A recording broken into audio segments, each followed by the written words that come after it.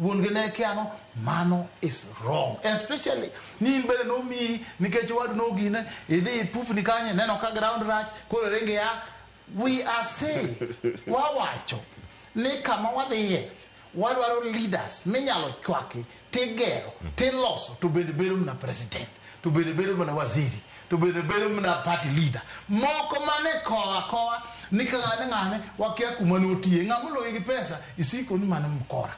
Ini puji cha mesara. Their business na they are making a lot of money. Ini penjo gino Ondiek. Tuito pesa nini bangaini. Kipuonja, make bada. O kisiko ni mango jukuogi. Mago kiango. I have had losers and broke people attacking jomungiyo kake loso pesa, Edwaro pesa, e Kenya. Jine kode, joka Kenyatta ne kode, Raila ne kode, Joko Odinga ne kode, joka ngani. Ini penjogi. Okidonge pap, ti kori honga kote sio, magi jokuogi. Weda likona. Magi jo Illuminati. Okwano Joko Odinga. Kini broke Odinga. Miji bateso. Okwano joka Kenyatta ni kode, Joko Odinga ni kode. Kata Weda ni kode, Weda wakili. Joko Odinga tebedo wait, wakili. Weda enu wakili wangeji ba Weda tena. Inafama do. Arako timango. Bior timango. Is mayu maswe. So you do not get a Republican. No, kore matemo wacho ni wakili is going overboard.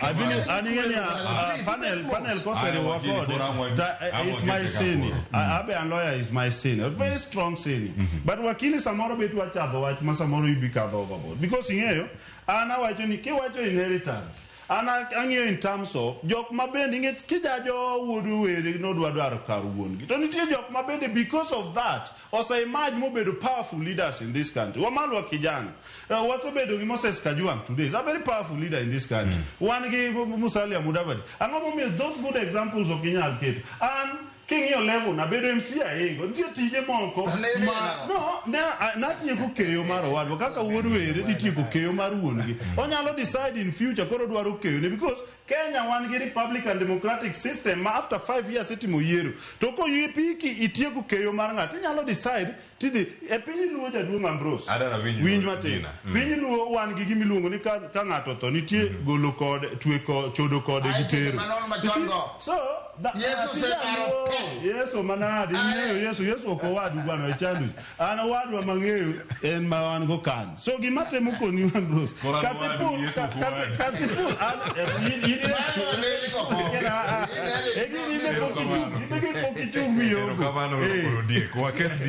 Dinah, kamana penye karkai en kwan migo ma 2027 Yiero masani. Odi chalo nade. Governor kod jalupne osepoge. Governor wanga ni kod Boyd Were. Oyugi Magwanga nitiere e camp mano mar independent candidate no ni Philip Aroko. Kama gintiere karka okin mano ODM kende. UDA bende ose bare.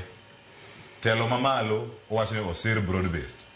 Telo mane ground neno kane gitimo campaign na Roko mano mar UDA. Mabende akianga podi jakanyo madundo bura mar UDA. Ino kanyo team mano mar Odoyo Wede, Governor machon ma Migori, jogi duto ne giratiro margi.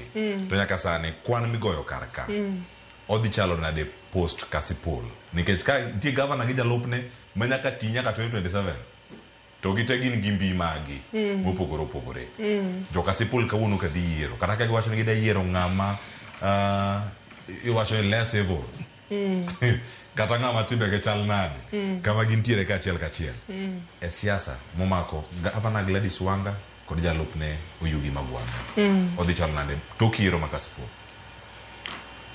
kaka na wacho tok Yiero political landscape dhi lokore nikech kaponi jogo mawan goe broad based ma en ODM o lose Homa Bay to weche dhi lokore nikech ing'eyo maber ni e broad based kae ok ji oriwore ariwa ni koro ji oherore kende ji oriwore nikech gidwa bedo gi support maduong' kendo gidwa move in a way ma gibro yudo joma ng'eny omiyo emomiyo ODM nyaka make sure ni by elections gi gin gi show maber. To tok election ni bende individuals pangore.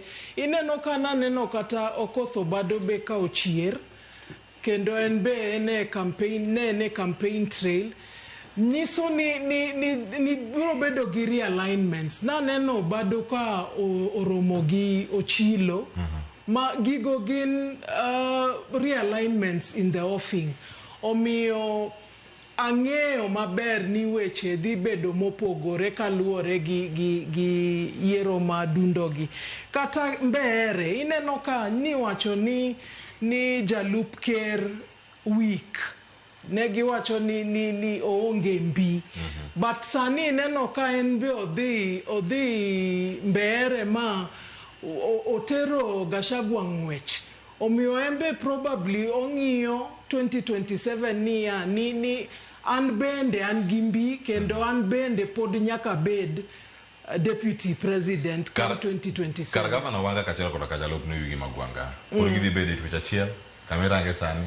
Ma en post Kasipul, chak en post Raila Odinga. To giduto gin kanye? E ODM. Ngane gavana wanga gi magwanga gin gi differences ma historical okochako sani. To aparo ni magwanga oyudo voice bang Agai nindo. Ingeni jo mang'eny noluoro wuok oko ni kaka wakili wacho. Nitie jomoko mane their voice were muted. Manok ginyal wuoyo. To sani neno ka giwuok oko gi chir. Omiyo sani en gi freedom. Onge ng'ama bro nyise ni kikitim kama. Kendo onge consequences. Onyalo timo kamano molo ng'ane wanga. Omiyo sani onge luoro moro. Emomiyo neno ka giwuok oko. Kendo sani gitimo gigo mane gigombo ni mondo gitimo. Erokamano nyam. Wakil Ambrose Weda. Irangeyo machanade kit siasa modhe neno ka yiero makawuono chal nitie jogo madhi gombulu ne ji ariyo. Gavana kod jalupne. To picha man kacha gin picha ji ariyo mopogre. Ing'e ni mokwongo kwa kao Kenya. Kama inyalo some, minyalo biro misome, miwuogi notes maber. En mana Kisumu County, miyudo ka Professor Nyong'o tiyo kendo negosiep gi deputy mare. To Kenya ka modong governors ok nere gi deputies gi. Ni neno korengo dhi loka, odhi kuonde modhiye molal kuro, governor kia. Gigore got nyotengre. Mama nyocha bende nitie Homa Bay.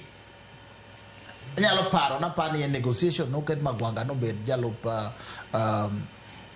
honorable governor wanga, high excellence governor. But adane make gi kanyo aduogo mana iri banka osiwinjo kanyo ntiere twak gi jofwambo matimore Magarini sani wawinyane mano telo mano mara duol matayo yiero mar IBC kachiel koda ka mamoko mantie kacha Tend County mano ma Kilifi bende. Ila kituo kidogo kile darasa manake polling station kuna maafisa wawili wa usalama waliojihami kwa mitutu ya bunduki, na iwapo kwa mfano katika hilo polling center sasa kwa mfano shule vituo vidogo vile ni 5, hapo inatupatia askari 10, na hilo nimeona pia kuna askari wengine ambao wanalinda kwa nje, na nimeshukuru sana idara ya polisi kakangu hapa kwa kuwa ametupa hiyo nafasi ili raia wa Magarini wasiwe na wasiwasi kujitokeza na kuja kupiga kura. Nimeenda vituo fulani, kwa mfano kumekuwa na wale ambao ni walemavu wameruhusiwa kupita moja kwa moja na kwenda kupiga kura. Kuna wale wa mama wazee ambao alama za vidole hazifanyi kazi vizuri sana, pia wameruhusiwa kwa njia mbadala ambayo iko chini ya sheria kupiga kura, na kwa sasa nina imani kwamba yanaendelea vizuri. What do you have to say about some of the concerns that have been raised by one of the candidates saying that a number of his agents have been locked out? That is not true, but I'll ask the RO once I finish, if you don't mind, to explain that, because as we have always said, the RO is the overall in charge of this process. I'm here to give him support as a commissioner, but I cannot take his position because he's the gazetted returning officer. So I understand there was a bit of misunderstanding early morning, but it has been sorted out. But I'd like him to say that once I finish. Maybe as I come to you, Bana Joseph Mofondo, what do you have to respond to some of the concerns that have been raised by the candidate from the ODM side?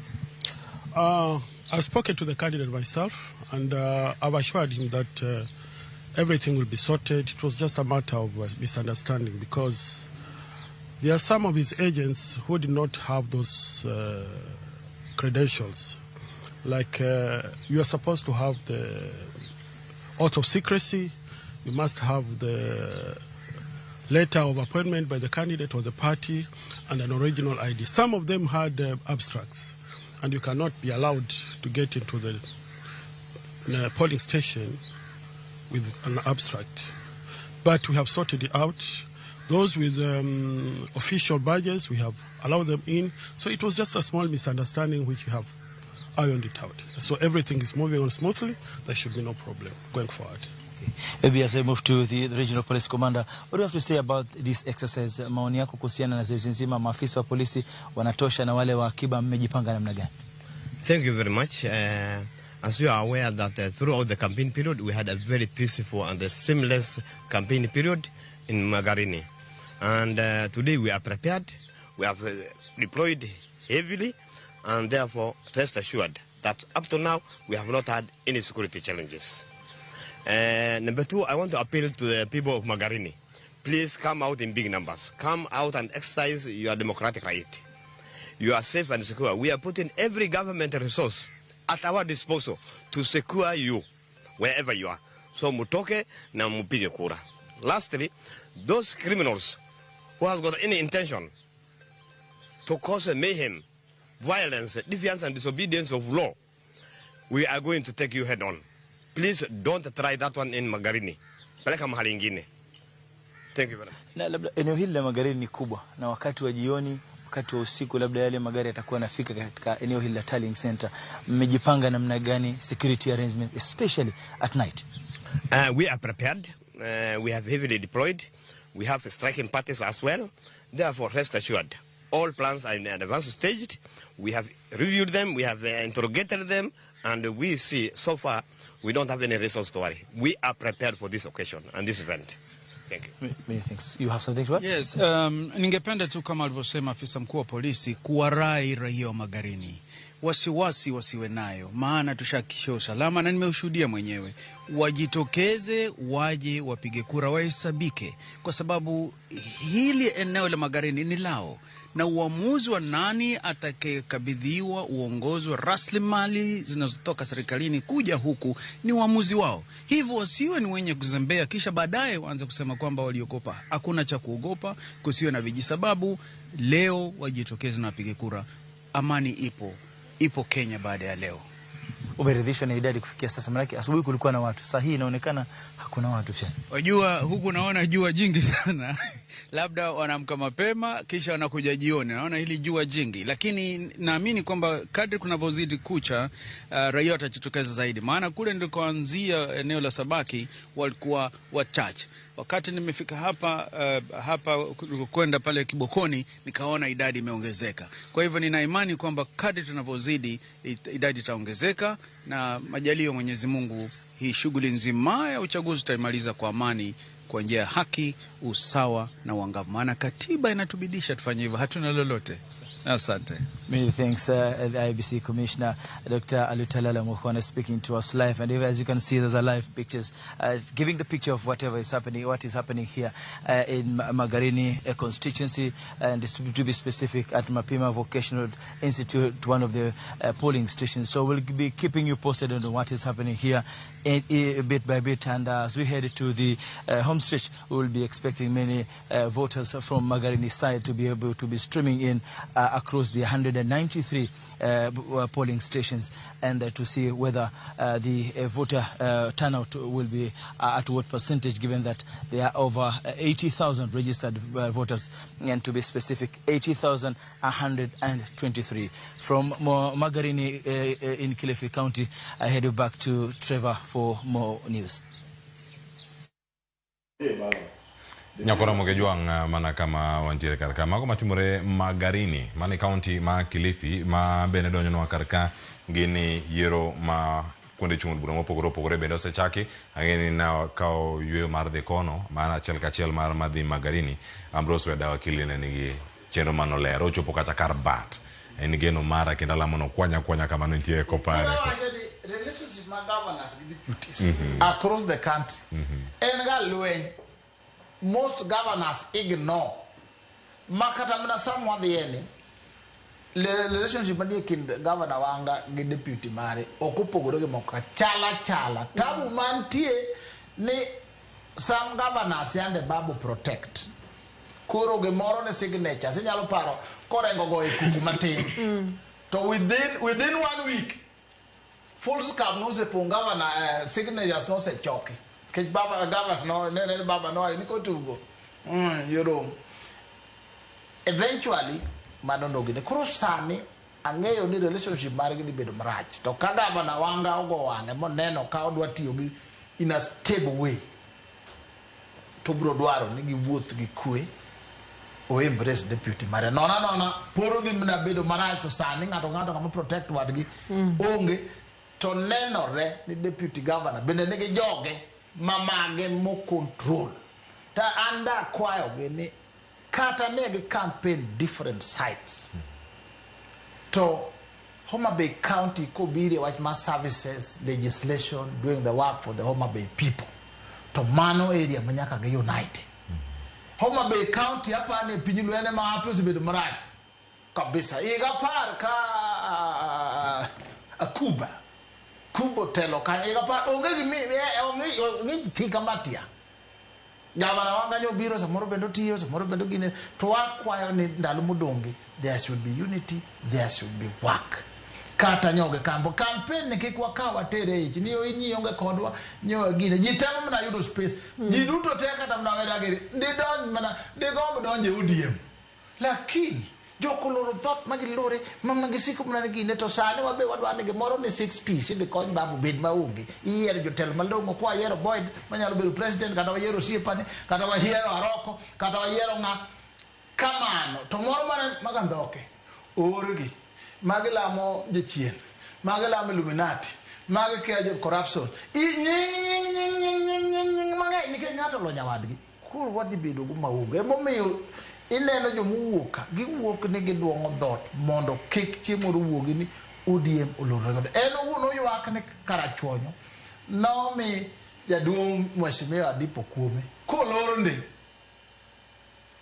sane podi nyalo lorni to Nyasaye oseyawo dhot no nyaka ya majidong makichung ndie kaka nan riek kichung to karachuonyo ngim na kino gine kode no nyom kia uro meye kia kode no chalka gimo kao karuto kia pesa in kidhi gole pesa ipogo jimonu nyodhe ko matento ni ko ni majo Illuminati mao kwal ini in a way mikone oromo lake uru kwa tu iye jo kichopo kake Yiero cabinet ticha kingiti kono oromo cabinet to mau makasi pulunge kata assistant minister jo tegno manel violence kaki chopo Nairobi ka giongi anya winyo mna were ni kakoro toko kakono moro kara yande ntie ni were kara ombera to Ondiek antiere iri wat ma wanga ge magwanga ka senia kawuono ka nga reply ka gimado what kana chonyo werigo senia togo okay fine weche makara chonyo ok yal kawuono ibro yal gi mbele nikech kara chonyo onge gi by election but gimado wacho ni kidhie Homa Bay County and nineno kandalo moko na wacho ni ang'iyo kata bedo kom mar governor ma Homa Bay or maybe something bigger as it is but adwa wacho ni king'iyo relationship ma osebedo between Oyugi Magwanga gi governor Gladys Wanga adwa kono ni kako confirm ni governors mang'eny ok winjre gi deputies gi aparo ni mana historical difference ma Oyugi Magwanga ne nigo gi Gladys Wanga ema nyalo donje chunye mamiyo no wuok moweyo camp komane Gladys Wanga support and nyichi neno ka the truth en ni Oyugi Magwanga no okodhi kata liendo ngondo aparo you know the story about samong oyugi mago samong ngondo weroto and yugi no ko dhieliel in the first place. Number 2, gin ongondo weregi oyugi magwanga ne nigi historical difference. Because moko ngani no ngani endi no bedo MP on grounds of stopping violence mare samane en MP. So they had different kibire kind oyugi magwanga gi wanga. Anya wacho ni Gladys Wanga ene governor manokao deputy mare momiyo position a cabinet apart from bedo deputy governor. Iwinjo mano ok ngamo odiyo ni pap en ngamo dhiali moko ni kata ka in deputy na to mondi bed gi responsibility machielo mar bedo CC member mar agriculture mano bende nitiere kanyo. Koro yudo ni ongama ok nyalo wacho ni nitie kaka no din ne gimoro amora nikech kidhi Siaya orengo tuono duol gimoro amora kidhi kata Kisumo miwacho kidhi to duol to ngane mi daktari deputy governor en gi what other role apart from bedo deputy governor teach mane momi no to koro pare ni governor onero ni kare mar mondo mi ochiw koro pare ni koro ka Gladys Wanga en governor mano bedo governor to neno ni ber mondo mi deputy mare be obede minister CC mar agriculture ere makosa governor kanyo. At the same time governor ne expect ni Yugi Magwanga the support candidate ni wira nyoto Yugi Magwanga o support a candidate moro sama ne gidhi by election miluongo no gada to ne gi promise ni kasa magisedhi nomination mar ODM to rumo gibiro support candidate ma ODM omiyo tiko ang'o momiyo ne ogi support. Koro ngeni bolting out mano chalo ni en double speak. Iwacho ni dhi support ka to kidhi support ka to ODM chambers mage be ne ok owacho no report whether that election was unfair. Nikech ne giwacho ni it's unfair. Kopo ni en unfair no winjo be ni wan gi clear report ni unfairness ni no wuok kama and wuok kama. Ok ni ka ng'ama ni support do to koro tamuri support the candidate mar the party. In fact the conduct mar Yugi Magwanga as we speak osenyiso ni is not supposed to remain a member of ODM. To ka ko winjo be no remain a member of ODM, it means then karo ko winjo be no remain as a deputy governor nikech the deputy governorship was a title of ODM in Homa Bay County. Ngama chiko ngama donge ODM gi ngama wuok e ODM kaloro gi ngama osiro to ma duon bura man gi demokrasia. Elections no bedo conducted kasipol. Ballot papers no bedo printed correctly. Ne okwaneno evidence of staffing mar ballot papers. Nomination nyojo timu rumo ODM convene ma ODM declare the candidate marge. So ODM is a system. ODM is not an individual. Gladys Wanga nyalo mabear the burden nikech en chairman mar ODM e Kenya mangima. Ok en chairman mar ODM Kasipul kende, ok en chairman mar ODM Homa Bay County. Koro nya bear burden no. To burden no ero ok owinjo beni bedo transfer to her person nikech ODM mano declare their candidate and this is deputy governor man mar ODM. So he has a duty as a member mar the party to support the candidate. Mako tamore to then there are reasons ma en go personal. Emomiyo koro wado ki historical difference magin go ka. Koro adwa wacho to the people of Kasipul again. Ok wadhi yiero between Oyugi Magwanga gi Gladys Wanga kawuono. Wayiero between Boyd Were to gi other candidates mo include Aroko, Bior and the rest. Koro ka gidhi make decision. Let them gingi decision kalure niya. Nyathi ongondo ni en onya bedo gi ber mane gi rach mane. Nyathino somo, nyathino riek nyalo wacho kizungu midware bunge. Kaponi owacho ni wuon gi nyocha ok wuo bunge. Kata an my brother ne ok nigi strengths moko. But can I donje county assembly na bedo gi strengths moko momiyo kawuono wuoyo on this national platform. Kata na Gerald Otieno Kajwang ne nigi strength ne moko. Moses Kajwang bobiro en gi strengths ge moko. Each individual biro bedo gi strength ne. Ok iwach ni ani ok dang wamiya nikech wuon gi this wuon gi that. And finally madam adwa kono ni kamori kelo mar women leadership. Gima adwa stress any politics and decision mar the people. Because the people have decided, and I decided in 2022, a ballot paper in Homa Bay County to vote for Gladys Wanga kaka governor, to vote for Adipo Kume kaka MP. And I also kanagike kar MCA, Makibiri Ward.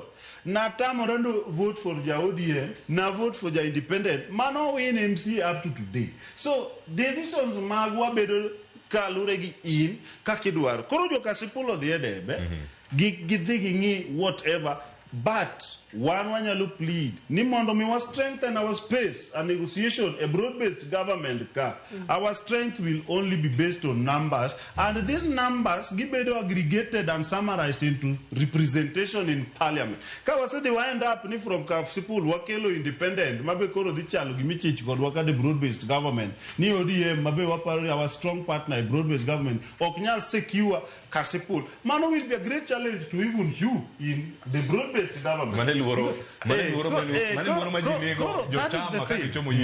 Yes, so man manyaka luoro manyaka the broad-based government ni godo nikech ngene sama obedo weekend ni our great party mice in the broad-based government because independent is not in broad-based government. I don't know. So kasama our main party you lose there. Korana temo ma plead ni while wangi adonde moko matindo tindo mapod chango left right and center wangi uru nito ka wasechamo sapa to lunch kiny wachama ngo because we need a strong position in the broad-based government in parliament. Chiemoni wacho ni ibedo ka to jomo wacho ma chiemo bedo kiwuo nikech chiemo ni edhogi kamin ka wakili ira genadi chal ka gima luoro ngeny kabisa kawacheka Dinah kanyo to koro aunga mkono nia nini kata watimo gigi to nyaka wang make sure ni ye marwa mar broad base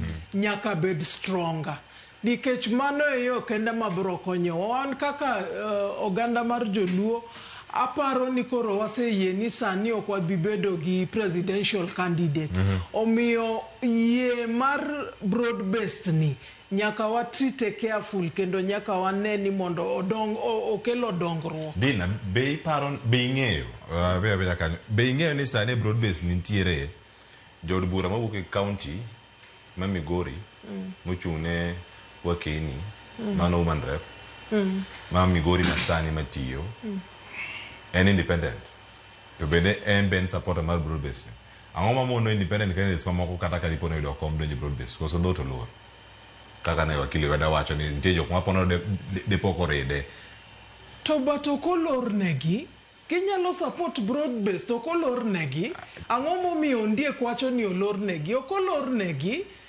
ma chalo mana kaka ne samoro Yiero ji ODM to independents line up with ODM kata gi government you get why is it that independents nyalo line up gi sirikal to sani ok ginyal line up gi broad based gibi mondo wati together mondo sirikal obed gi teko omiyo broad based no en gima adwani monda nyis jopiny ni wane ot ma at least wachieme wayudo gik moko matindo tindo miyo kik Ondiek kik ng'at moro kata wakili wach ni wach broad based no irrelevant kanyo e odwa sani manyaka warit maber. Dinah chiemo gi ngai broad wakili ang odwoko ngano kwa duogo I thought Ondiek introduce kaka party leader koso Jacob mar party so owe party ne kende koro olamo ODM malo jo ODM ya mali indo orichen okawe ni wacho sani ni party of the future party ni jilu ngako Amalia nele mona one ufanisa kichuka liko ni turwa sani future but it was 2030 don't only PPA ine main apologist mar ODM malo iwinjo ODM ka nitie jomoko oko musiko ni enegi nyalo yombo gin popularity to Raila Odinga they have a chance to prove that now nyaka negi nyaka koro negi idwa kwange wele ko nanan gi ji ndalo biro magi biro chung mar Raila onge jomoko be nitie mana osiem gi luth omi direct mubedo ring fenced gisiko ni wan an mangi ka baba timo lwetene to mano left ndalo biro sani manyaki igol ko mono nyodhi otoglo nyaka lwar piny ji nyaka matai dalani nyithindo nyaka koro chulne gi fees okay CDF kando fuki that time is coming. And it has come. Broad-based, mulamono. Broad-based, you mokma pinyo da guru mako the broad-based, they are useless. Sudi gere di konomera di nyamasa, tolinti. Olin nyaka jidu. Broad-based, no dwara jo mabende badiek munge manage figures. Mabende dogre bebe nyalo katangum if it is necessary. Okjo mako biro to koni ba Mheshimiwa Ruto. Beat me again. One wabiro, ikonyowa, wachamo krams table. We have entered a coalition. We are supporting you. You are president. And 2032, you will also help us to get the presidency. And for now, we are working together. You won't take him. Mayaloko nerigi His Excellency Deputy President. No marriage doing. Terwa mosu gundu se chemu. Wewa pangi gini wakawe. Se kawe di take. Wabe wakawe di chiet. Mano kanya telo ngoyo miwi hiwa chogo. 2030 as we move into the center stage of broad base. Kaka ko wadi donje DRS. Oh, what did only the unity? ODM could behave to what they call the code to what information. Like no one can you to go for the Kenya we were together. No yecho mana mo donje NDP mo ay mo the LDP mo the Kanu mo duogo makurwandi ODM. Kiku tuewa ODM makatu tingo piny modagero. Mumni. Jomakia to wasiko ni ingeni ODM wanigidi governor wanga enja kom obed muteg no win man mukoni aromo bedo deputy president aromo bedo president wati guru kamano ka to nudu be ni nge Raila na waka ni mani bro nyono uze nyonde moko please Rokamano Ondiek ana paroni kili gosto.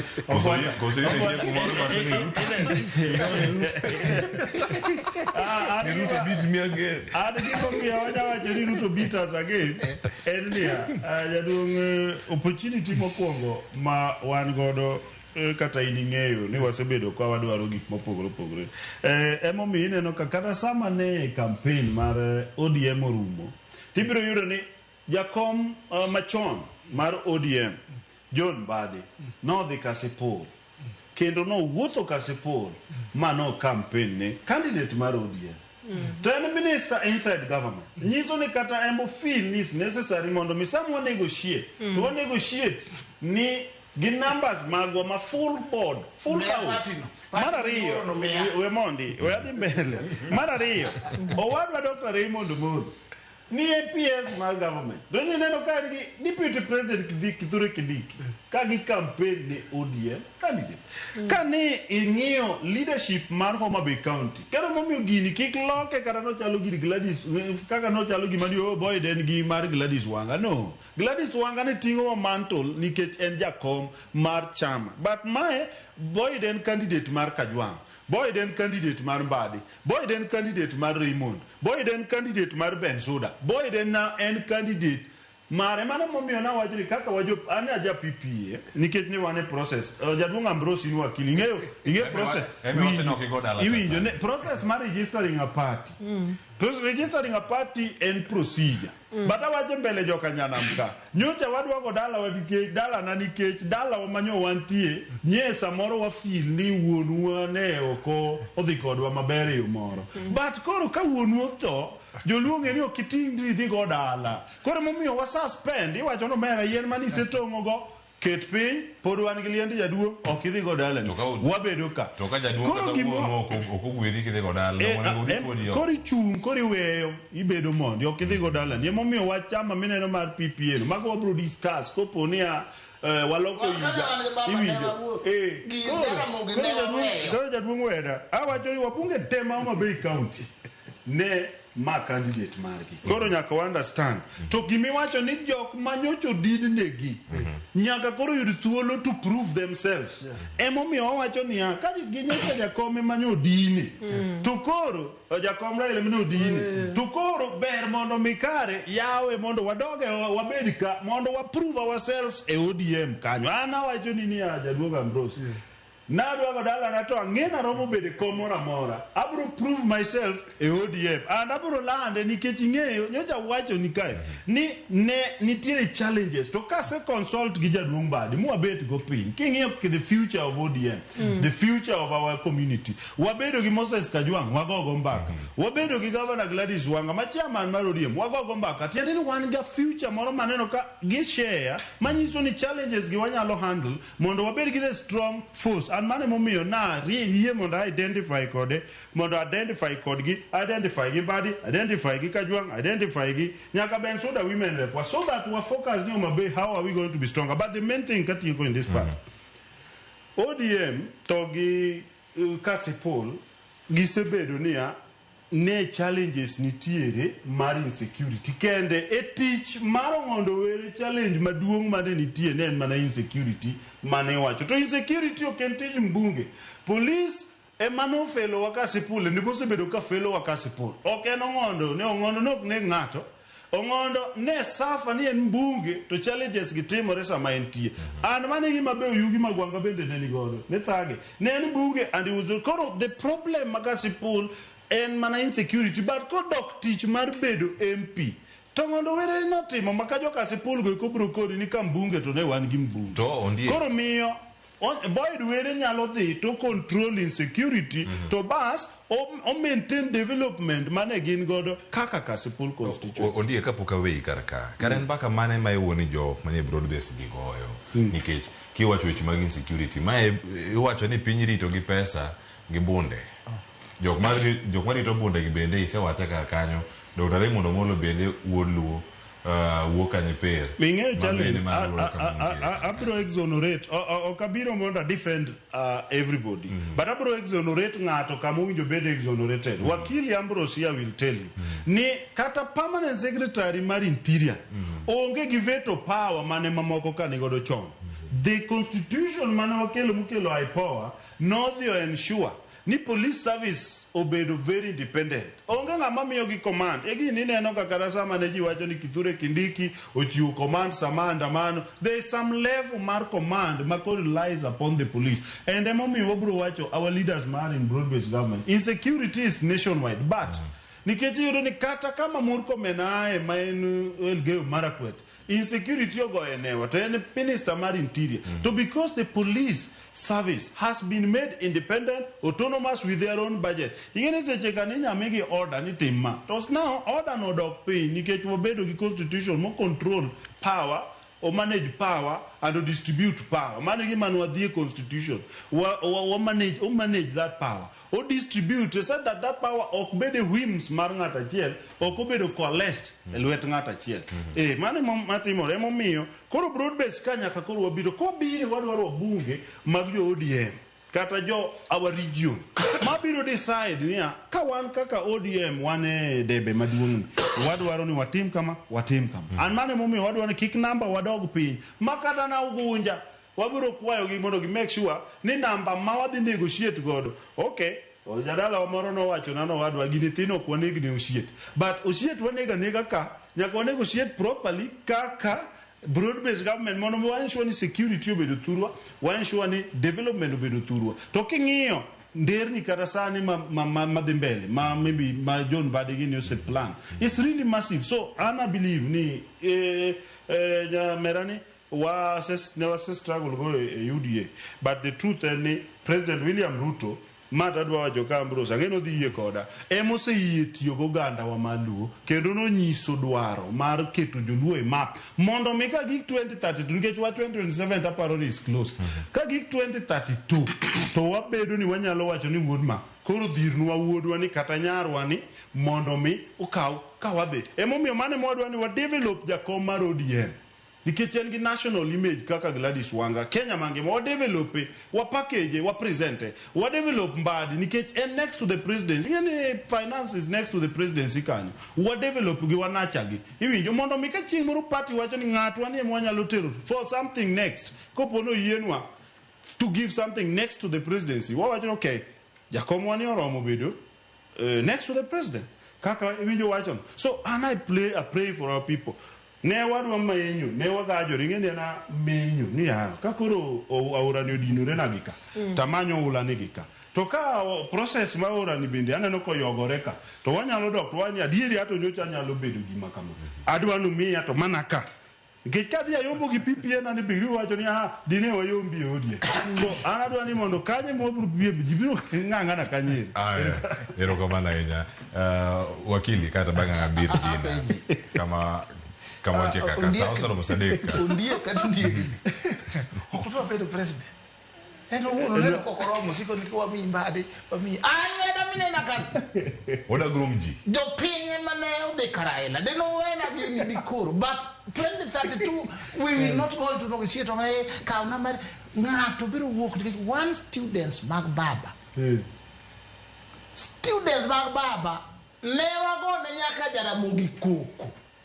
Kwa chairman ma for the Kenya. To wachi niyo ni Ramogi kusebedo presidential candidate koro nobody in his family okunyal kawa senior position in the party. We were young, I was in the university. Na kone wano kwa chiem kwa Ramogi. Never be a decision together. Kok mira ila kom to gino ketore. Emano kete deputy director of elections.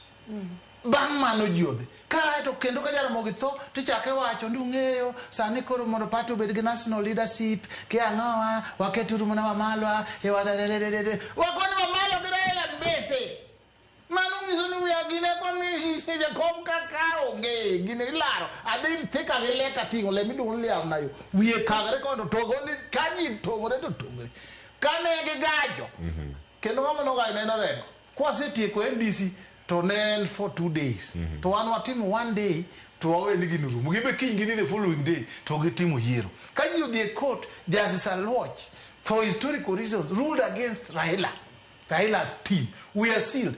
Come on na bakone beyo NDP. Bange historically turned out ne baba ma was right. Maru moro mo paro ne kia wabiro gine katubed kinship, queenship, whatever.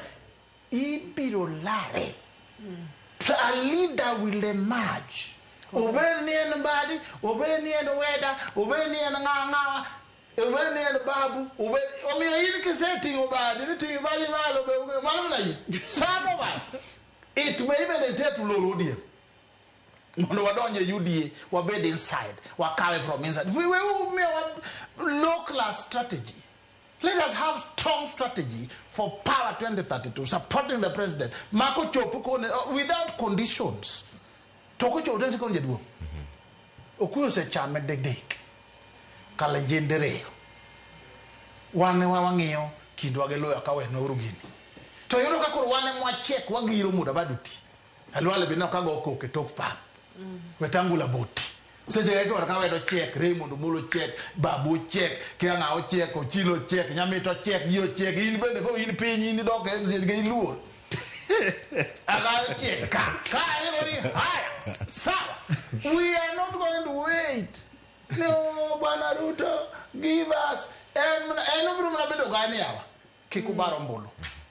Weda ling Monday, the cow cabinet, kate the kawango, Cleophas, ling Monday, in broadcasting, kamano, we ungani mondo, whatever you job. To in mari kawada, mano kamana relo pojino, iune uro raile musala, no puju waton, giwang teko, gimomo. Malbedindara. Ero. Bedindara cham woodma. Ketmandara romo. Even is necessary, you know what I'm road business. No, can you andara ko bana biwa de uru lost broad business. Broad business only look at the manti. Nyaka Kisini tie, nyaka Jotaita, and all of us. Koro ngamariek, jo mariek mogo strategy togo kwano, to medo genye margi, biro yudo gini. Ruto nogo mna kwano cho. Koro in maro musiko na, wadonje odomaro odiem oloro, jama odiem oloro, negi yoko ngenyi molo jama ni. Kamano wakili kendo kanye madani mundacha kodi Twak machel madawe kelo karkasa sauso kalo daika ngwen tok sade kendo in advocate ma osebedo ka medo jiwo kata siro wechegi mag somo kendo ka orieko donji wijo piny e yo mopogore bende paro ni civil society groups mopogore kata jogi monego bende timo civic education osirem kumoro nikech samoro jotelo yiero to ng'ama yiero ni japiny mokwongo kia kata ting' ne ni en mane japiny mariek ni bose mi thuolo mar yiero ng'ama dwaro samoro nya yiero to joma thoth poko ng'eyo ni ng'ama da yiero ni to ni ting mane ero kamano ing'e ni dire mane wana single party mane ji te chunge kano ne ng'ato ka ng'ato kodok e gweng' kata en mana waziri tiketo CV ni ne en CV miketo kanyo chan oyiera natimo ma gima tade timo ma gima president bachiegni ko kama samoro chopo kama jikon waol kod deo kama multi-party biro makore laro presidency kuro en wan gi loyal omita wo ng'ane ni loyal magandhoke mango momiyo wayiero ji ma kipenje di ini wuone ngima ni kameromere nyithinda di kata mise konyo gufis semno kata mna chomoro milae migero kane podini iyudo kama gionge ibira so gima nyako ng'eni kane Jaramogo gingo dingo disagree gi Kenyatta oganda luo no dhi kama gwene ninde gino ke kuloko gimo sustain gimo miyo dhowa podo tegno kwa chopo to pinyi yenge en somo education nikech is an equalizer Weda ok dikoro ni Nairobi ka dikoro anwa kwalo do kaka ne kwaro Migele ne kwalo dikoro waloko watimo surgery but so many ukichungi losi koni Nyamaseni the Kisumu rural people are here joseme ne ka lengo togele omeo leadership onego bed judge the level you have invested in education your civic education bende wajema human rights ayegi human rights but ngama ignorant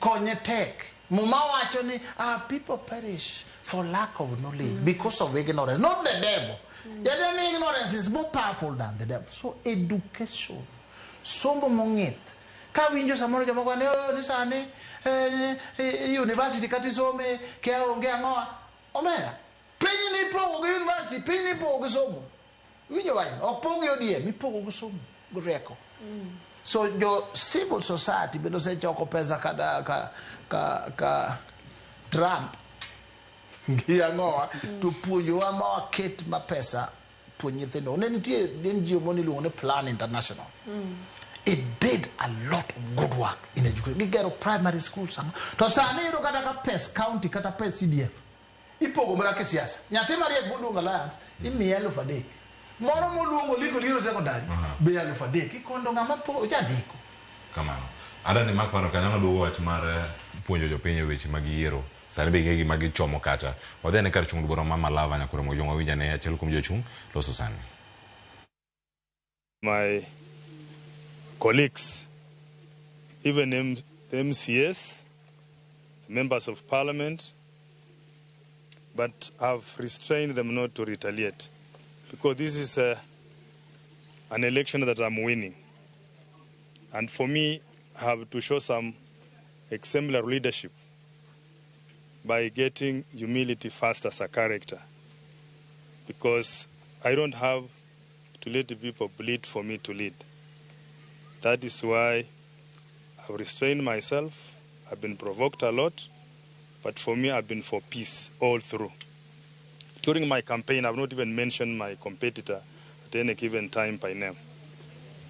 I've not even tried to get into their territories with a lot of energy, because at the end of it, I have to respect them and I respect also the way they are conducting themselves.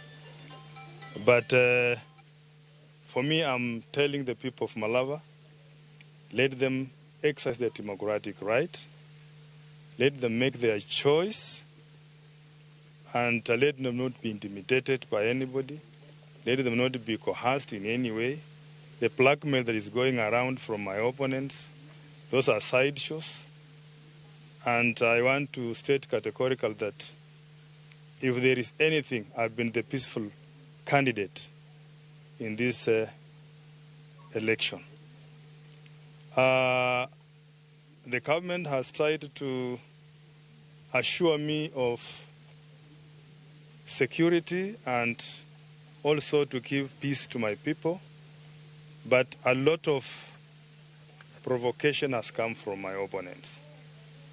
So mine is to urge people to get out, that the only statement they can send is to elect a leader of their choice. And here I am. I'm confident I'm going to win this. That is why I'm calm, and I'm pushing it to the end. The results will have to give a statement to the opponents that they are not. Leadership is not about. Leadership is not about the character they have been trying to show every other time. And you cannot impose yourself to the people, because at the end of it, it is what the people look at you as a character. It is what the manifestos you have. It is what the agenda that you sell to the people that will propel you to the leadership. And here I am. I'm urging my people, stay calm. This election we are winning. Whichever way we are provoked, let us keep peace. Because at the end of it, we are a family, and we need Malaba to move forward when we are together. Maybe your opponents are accusing the government machinery, and they are saying they are doing so to aid you possibly get the seat. And secondly, from your experience, you, as an MCA who served 2 terms, during 2022, those who voted were slightly above the half mark. This is a by-election. From your projection, what do you think will be the numbers at the end of the day, given the prevailing circumstances and the atmosphere generally? Personally, this is not my first time of engaging myself in an election. And I know the rules of the game. And as up to now, I'm saying I've not even caught any security threat, because I'm not playing hard on anybody. I'm just laying my facts right. I'm setting the agenda to the people. I'm trying to tell people what I can do for them. And the issue about the government maybe aiding me, the only thing that I can get me associated with the government is because I'm in UTA party, which is a ruling party. So I can't run away from saying that I'm close to the government. But in any way, opposition will cry foul, because it depends on how they are conducting themselves, because they have no evidence. Even if they have evidence, then they can adduce it to court, or they can explain it to the machinery of the state and let it come out. But for me, if you can accuse me of anything, I have no statement to give right away that it is true, unless somebody adduces evidence. And where I sit as a former MCA, this is a by-election. I am starting off with my ward, because 2017, outrightly, I was voted overwhelmingly in all polling stations. 2022, my second term, I was also voted overwhelmingly in all polling stations. So I have a head start in this game. That is why I'm staying calm, knowing very well that my opponents are looking at it as if I'm an amateur in this game. I know this game, and I'm going to show that I'm experienced than they are. Yes.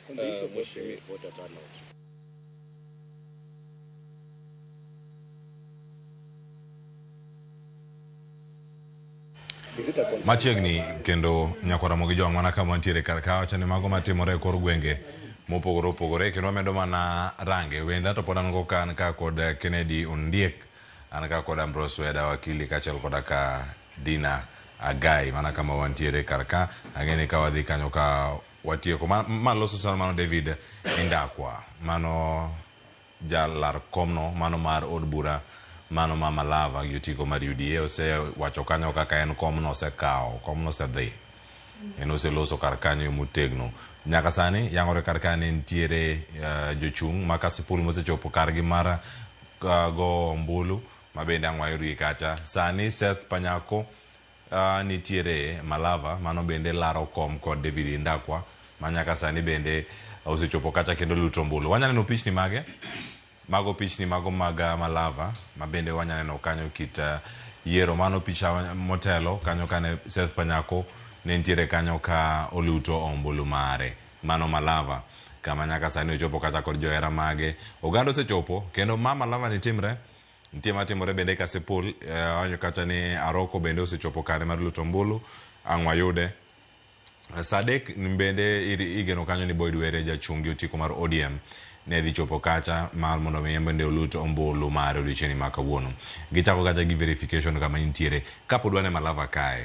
Adamala mondo mi awinja ne paro mantiere. Dinah, Agai, awinja ne pachi kar kama Malava ni range gi nyong'ong bende en ochalo pie machal man mbere cha.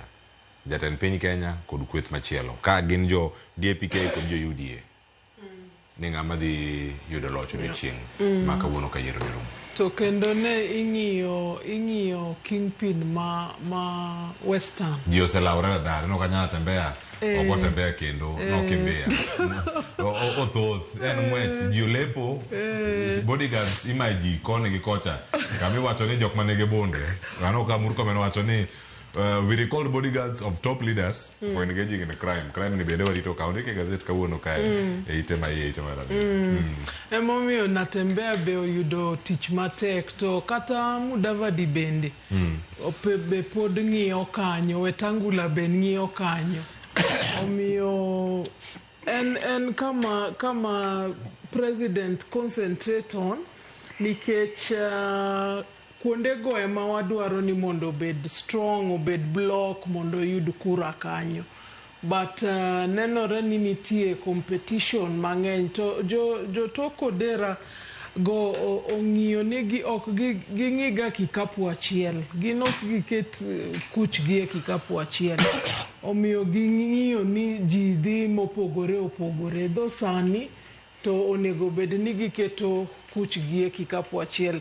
Wach natembea ne kelo weche mang'eny. Taneno ka gima be office out nikech tawe movement aneno ka bedo a bit weak compared to kaka ne nikech koro ka natembea be aneno ka gima en wounded. Taparo ni wach tawe be bro fizzle. But kanyo akiani koro dhi bedo a swing place or it's also a battle area. We are yet to see. Panyako is an interesting candidate nikech en osebedo like in the civil society which nurses and all that omiyo en gi following maduong'. But koro kidhi gi wach propaganda mane wakili wacho ni propaganda ng'eny nikech ikia ng'ama wacho adier gi ng'ama riambo. Osebedo ko ywak e mbui mara ni dwa nege, mara ni gik mang'eny ni otimore. Ne neno kata ng'at moro ka ogol lepete. Koro ji okia kamano adier koso mano miriambo. Mano be has brought another angle ni technology ni omiyo siasa obedo matek nikech gik moko timore, you don't know the truth, ikia miriambo ni en kanye, but it is an interesting gine by election in kaito boni alwale be ni kanyo. Koro ineno ka nitie jodongo karibu 4 matemo build their popularity. Moko dwaro status quo ni gine ma gin king pinde area no. Kamano bende wangeni weche thohe mar Malava ni poda mwaduoga winj pach wakili Ambrose Weda kachel kodaka Kennedy Ondiek kawanka. Sani bende nitie duol ma Seth Panyako ne oloso kanyo kod jofuambo kachel kodaka jatend dun bura mano mar DAPK Eugene Wamalwa kane giloso kanyo ka gi Malava okinyi ma kawuono wadhiro thuolo mar mondo mi wawinjgi kanya achiel kachiel ne ginto ne giwacho machalnade mano tok luto ombulu okinyi ma kawuono wawinjgane.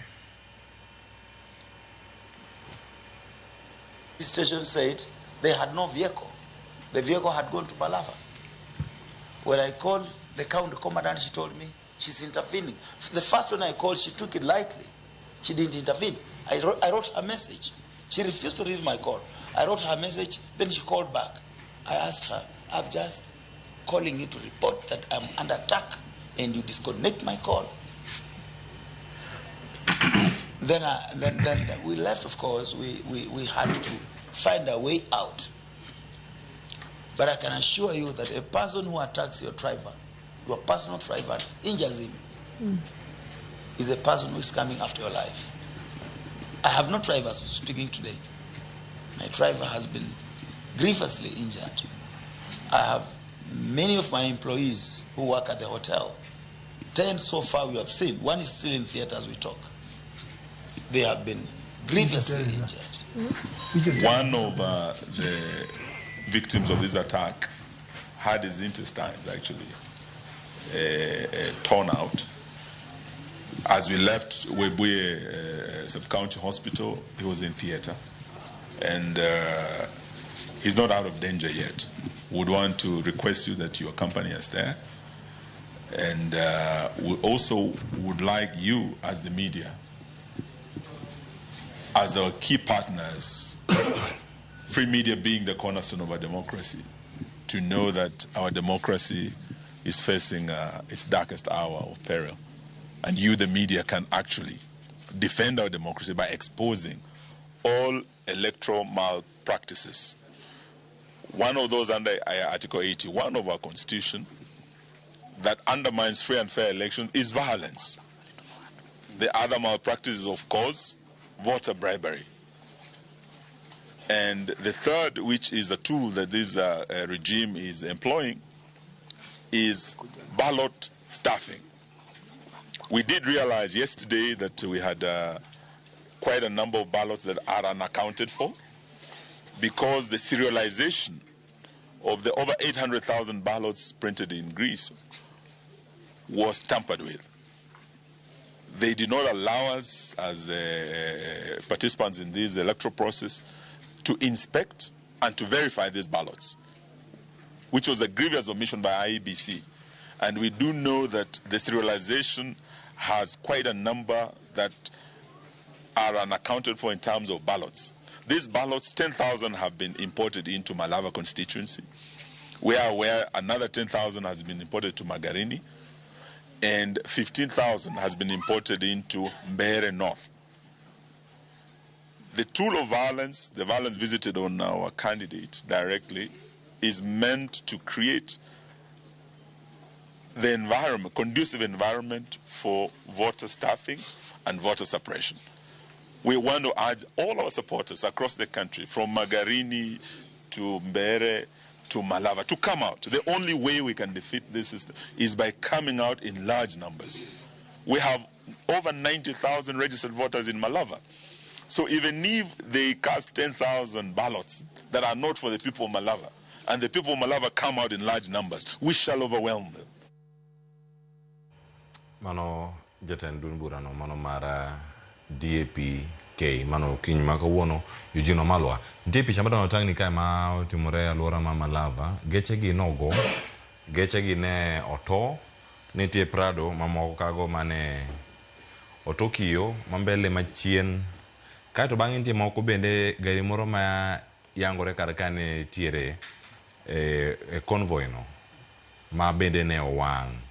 Nitie picha machielo bende mantiere kar kanyo ma bende nyaka sani wacho ni report osego mano ka obila mano wach ma nyaka sani bende pod iluwo magi picha mabiro nwa okinyi ma kawuono pichni mago mag nyamburko mag jachung mano mar DAPK Seth Panyako moko bende ne owang ka janjore owang kanyo kod jonjore mane wuono mano ma Butali Chebul mane county ma Kakamega githothe nyaka nyakura mogejwang ugunja to chalnade oselenga inya okinyi makawono Steve Biko oyawre en geno mara ni iseyudo jopiny okinyi ne giwuok mana oko kidam sane laini gidiponi omakore yo mane kama intiere chieng berienyo ugunja sutu ndisi kabisa okinyi makawono Biko ochalnade okinyi makawono kama intiere Erokamano ahinya Cleophas, mana kaka iwacho nendo lwasi ber ka eri kendo chieng' rieny ka eri mana kaka bende wacho nero ka noromo sa okinyi ne ka eri ne kwan mar jogo eko ma wuok mondo mi obi oluto ombulu ne pod kidam mano ne en skund primary kata kar tiegruok ma Nyasanda mano walemo mokwongo ka gisani eri Cleophas wantiere ka skund primary miluongo ni Siror ka eri en kanyo ero man kod kuonde luto ombulu ariyo mano polling stations ariyo kod iluongo ni polling center ka mana gi kaendi Cleophas kaka inya neno jopiny osechopo kaeri kendo giriedo ka girito mondo mi sagi orom mondo mi gigo ombulu ne ng'ano ero mabiro kawo kar manen jaod bura ma kaendi Opiyo Wandayi manowal kaka jatend migawo mar teko. Koro mana kachiel achiel ang' atwak kodgi ka ang' iwachna nyingi tinyiswa ni ibiro ka sa adi, isebedo marom nade, to geno mari bang' ka chenro duto rumo ineno kotayo machal nade. Amakoni king'yo kamera. Yes, an iluonga ni John Kennedy. King'yo kamera. Iluonga ni John Kennedy. An e polling station Masror. Abiro kae gimoro sa 2, but aneno ka chenro mar luto ombulu dhi maber. Onge koko kendo gibedo well organized maber. Aneno wan kod polling stations 2 kendo geno wa maduong' en ni wan ready mar yiero jatelo maber e thuolo maber e sa maber. Ero kamano ahinya. Madhi bende inyalo pimnwa ni ichopo ka sa adi wato iserito kuom thuolo marom nade nikech ubiro kae ka un kod geno mar yudo thuolo mar luto ombulu? Basi abende kawuoyo ten mana ni achopo isechegi ka achopo nikech banwa ka be tich dhi maber, ok ane ka tich dhi marach nikech aneno ka jowa gitiyo maber kendo kwe mantiere karwa kani onge gima rach maseneno ka kwe mantie kendo wan gi mor mondo wayier jatelo mowinjore kodwa manyalo tawa gi kwe. Pero kama nyinga Florence Akin ani gine ma Suror.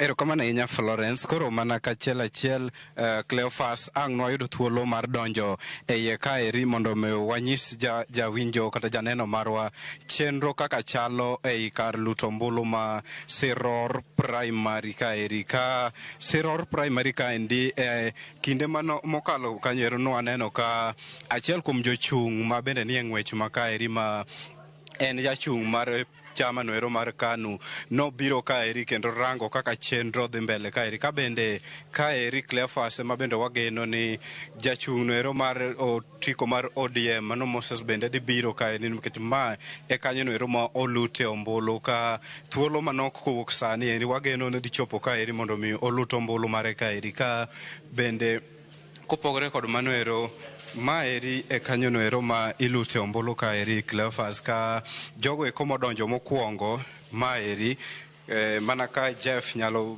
menyo kanyo ma masin. Koro jogo eko mokwongo chopo kaeri ma masin micheko godo ka bende ng'ano ero nonro ne nie system kata portal noero mar IBC. Ka jogo eko ma onge e portal ni eri to ikawo masin kendo imenyo godo sochgi mondo mi oyang ni be en adiere ni gindikore.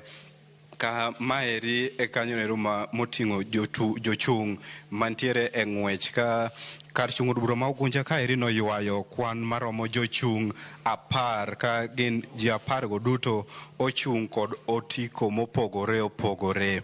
Koro mana gi kaeri maeri en apisa mar IBC kaka endi itayo jogo eko ma ikgi koro niang' mok nyal go kura kaka gin itayo gi kaendi kaluwore kod chikego eko mag IBC matayo yiero Cleophas. Koro mana gi kanyo pod wagoyo tach kaeri ka bang' ka osegoyo kura kanyo kose luto ombulu jachung' japiny ka japiny mobiro kaendi Cleophas oyudo thuolo mar koseyud nonro ne ni en IBC to kama ondik ni polling booth ni mane kama gigoye kura mare. Kosegoyo kanyo to obane kachiel achiel kendo biro to ilute e sanduk man kanieri. Koro nitiere kaendi agents mag jochung' mopogore opogore kendo gitayo chenro nieri mar neno ni otimore e yo makare kaluwore kod chikego eko mag IBC Cleophas.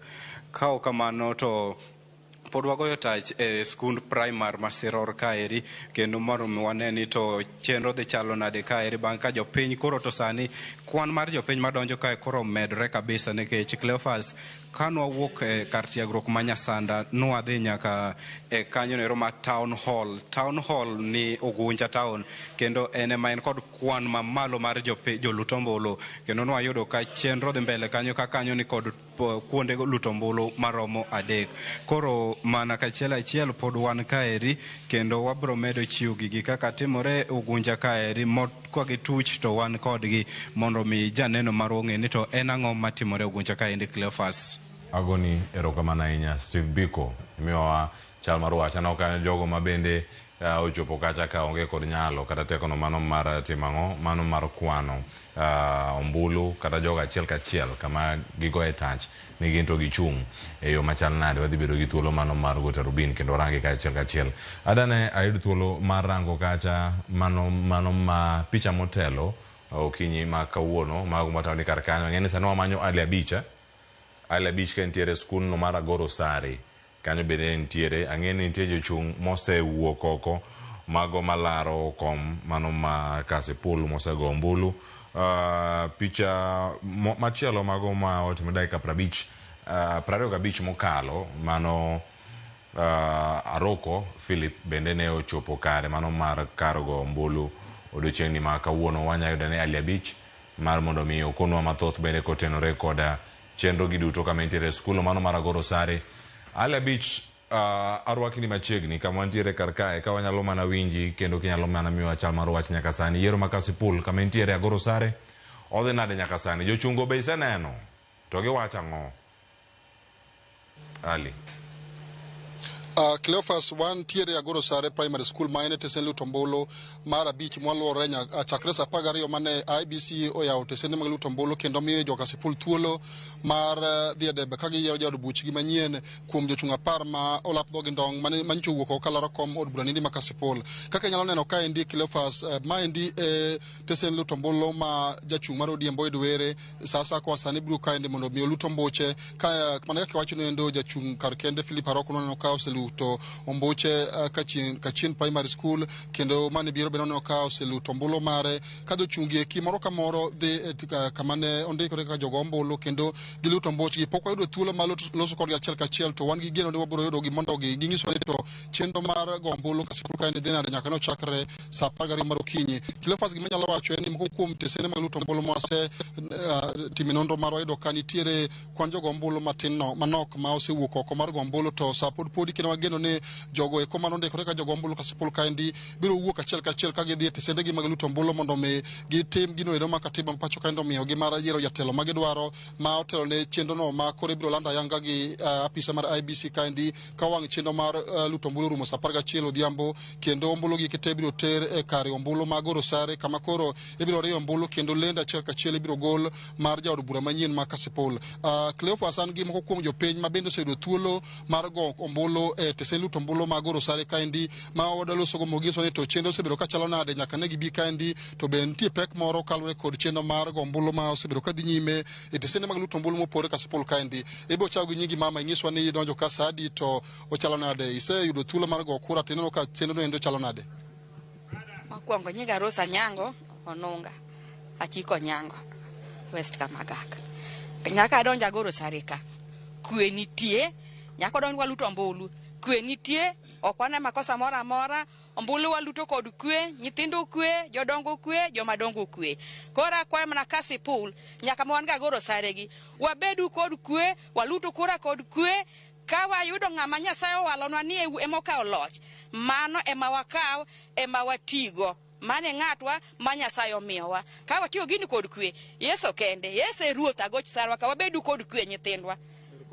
Inyalo nyiswa ni idonjo ka sadi to thuolo mane mikawo nyaka ne riede michopo nyaka kama kore go ombulu bedo thuolo mang'eny koso en gima gimitimo mapiyo piyo kendo wadhi mapiyo piyo kabisa koka adonjo tano ka aseluto kura kendo adok dala nen luto gi wuok.